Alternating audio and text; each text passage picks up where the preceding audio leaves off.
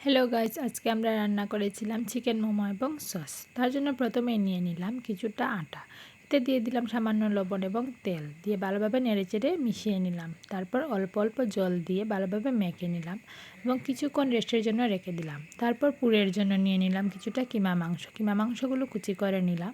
তারপর একে একে পেঁয়াজ, রসুন, কাঁচামরিচ, আদা সব কুচি করে নিলাম। আদা এবং রসুনটা ভালোভাবে তেঁতলে নিলাম। তারপর কিমা করা মাংসের মধ্যে একে একে পেঁয়াজ, রসুন, আদা, কাঁচামরিচ, হলুদ, মরিচ, লবণ, জিরে, ধনে এবং সরষের তেল দিয়ে দিলাম। ভালোভাবে মেখে নিলাম। এবার এটাই আপনারা পুর হিসেবে ব্যবহার করতে পারবেন, কিন্তু আমরা একটু হালকা ভেজে নিয়েছিলাম মাংসের কাঁচা গন্ধটা যাওয়ার জন্য। তারপরে এই দেখুন আমার ডোটা কি সুন্দর হয়ে গেলো। এবার ছোটো ছোটো করে লুচির মতো বলে নিলাম।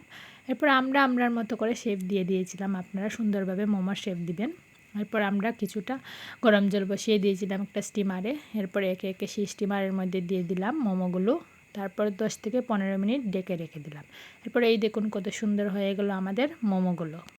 এবার তৈরি করব আমরা সস। তার জন্য প্রথমে গোলমরিচ এবং শুকনো মরিচ ভেজে গুঁড়ো করে নেব এবং টমেটো এবং রসুন ভালোভাবে ভেজে নিয়ে খোসাগুলো ছাড়িয়ে নেব এবং তেঁতলে নেব। তারপর কড়াইয়ে একটু তেল দিয়ে তারপর টমেটোটা দিয়ে দেব। তারপর ভালোভাবে নেড়েচেড়ে এটাতে দিয়ে দেব ভিনেগার এবং একটু ফিশিং সস।